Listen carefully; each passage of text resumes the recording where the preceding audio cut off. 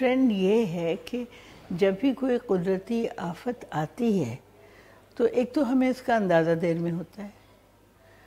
पता नहीं क्यों हम फौरी तौर पे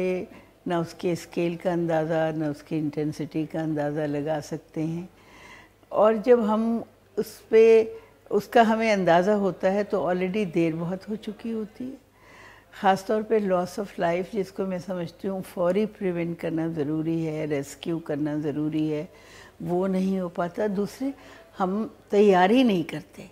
हम समझते हैं बस एक आफत आ गई अब ख़त्म हो गई, अब ये कभी भी नहीं आएगी, हमें इसी से निपटना है। हम उसी में लगे रहते हैं जब तक कि दूसरी आफत हमारे सर पे नहीं टूट जाती। तो ये जो प्रिपेयर्डनेस की स्टेट है, और ये भी काम है एनडीएमए का और पीडीएमए का, उनके यहाँ इसकी कोई अभी तक कोई सेक्शन ऐसा नहीं बना है जो प्रिपेयर्डनेस पे काम करे कि अगर ये आफत आ गई, जो कि हमें क्लाइमेट चेंज की वजह से जो हमारे दूसरी पेशगोइयाँ होती हैं मौसम की, उससे हमें पता चलता है कि ये अगर इस साल हुआ है तो नेक्स्ट ईयर भी हो सकता है, शायद इससे कम स्केल पे हो लेकिन होगा, इसके बाद भी हो सकता है, और कौन कौन सी वजूहात हैं जिनकी बिना पर ये मसाइल पैदा होते हैं। डी वाटरिंग नहीं होती, उनके रास्ते में रुकावटें हैं, उनको दूर करना चाहिए। लेकिन जब तक आप उनको दूर नहीं करेंगे, क्योंकि वहाँ पे हुकूमत की बिल्डिंग है, ऐसे लोगों के कंस्ट्रक्शन है जिनको आप गिराना नहीं चाहते, आपका इंटरेस्ट नहीं है इसमें, तो बात यह है कि आप अपने इंटरेस्ट पे काम करते हैं या पब्लिक इंटरेस्ट पे काम करते हैं। अगर आप पब्लिक इंटरेस्ट पे काम करते हैं तो आपको ऐसे स्टेप्स लेने पड़ेंगे जो कुछ वेस्टेड इंटरेस्ट ग्रुप्स को आप नाराज़ करेंगे, उनको आप अपने रास्ते से हटाएंगे, उनके जो तरफ से मसाइल क्रिएट किए गए हैं उनको आप ख़त्म करेंगे। जब तक आप ये नहीं करते, आप में इतनी सलाहियत या हिम्मत या ताकत नहीं पैदा होती। इसमें देखें, एक बात है जो हर बार कही जाती है, मुझे बहुत बुरा लगता है उसका जिक्र करना, लेकिन बात यह है कि ऐसे तमाम सेक्टर्स को ट्रांसपेरेंट होना चाहिए, इसमें करप्शन की कोई गुंजाइश नहीं होती। अगर आप पॉलिटिकल प्रेशर्स और करप्शन, दो चीज़ें ऐसी हैं जिनको अगर आप ख़त्म नहीं करते तो आप कभी भी इन तबकों को वो हिफाजत और उनके वो ह्यूमन राइट्स नहीं दे सकेंगे जिनको हम इंटरनेशनल स्टैंडर्ड्स के। तो गवर्नमेंट तो मुझे उस वक्त कहीं भी नज़र नहीं आ रही थी। बस सिर्फ ये था कि हमारे अपने पीटीआई के ट्रक्स जा रहे थे, वो हैदराबाद से निकलते थे और मुख्तलिफ़ जगहों पे जाते थे, मुख्तलिफ़ गोठों में, मुख्तलिफ़ इंटीरियर सिंध के इलाकों में जाते थे।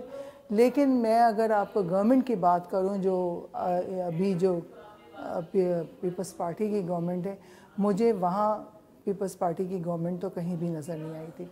बल्कि मैं जब लोगों से पूछ रही थी तो लोगों ने मुझसे ये कहा कि आप हमें गवर्नमेंट की तरफ से हमें तो कोई इमदाद मिल नहीं रही है, आप हमें कहीं से इमदाद पहुँचाएँ। तो मैं जब कराची वापस आई तो यकीन करें कि मैंने इस चीज़ को असेंबली में भी रेज़ करा, क्योंकि असेंबली में जब हमारे फ्लड का एक सेशन चला तो मैंने ये बात बोली कि वहाँ लोगों को गवर्नमेंट की तरफ से तो कुछ भी नहीं मिल रहा है। गवर्नमेंट को तो वो लोग तरस रहे हैं, कह रहे हैं कि हमें गवर्नमेंट दे, लेकिन गवर्नमेंट तो वहाँ कहीं नज़र ही नहीं आ रही। अगर गवर्नमेंट नज़र आती तो मैं समझती हूँ कि गवर्नमेंट हमें भी लेके चलती। अगर कुछ राशन दे रही थी, कुछ इस तरह से था, मैंने ये पॉइंट उठाया भी था और मैंने कहा भी कि भाई अगर आप लोग जाते हैं किसी गांव में जा रहे हैं, किसी इंटीरियर सिंध के इलाके में जा रहे हैं, तो आप अपोजिशन से भी लेके जाएं ना, हमें भी तो पता चले ना कि भाई ठीक है आप यहाँ पे राशन दे रहे हैं, यहाँ पे आप पैसों का Benazir income tax, Benazir income का जो आपने एक शोशा छोड़ा हुआ है, उस पर आप 25,000 या 10,000 या 20,000 जो कुछ भी दे रहे हैं, आप हमें भी साथ लेके चलें, हमें भी पता चले कि भाई आप दे रहे हैं। अगर ट्रेजरी बेंचेस से 2 लोग जा रहे हैं, अपोजिशन से भी 2 लोगों को लेके जाएं, कोई हर्ज नहीं है इसमें। आपकी भी तारीफ होगी, लेकिन मुझे कुछ इस तरह से वल्नरेबिलिटी तो उसी वक्त ही बहुत बढ़ती है ना कि जब आप इक्वलिटी ना करें लोगों के साथ, बराबरी ना करें। जब आप बराबरी नहीं करते लोगों के साथ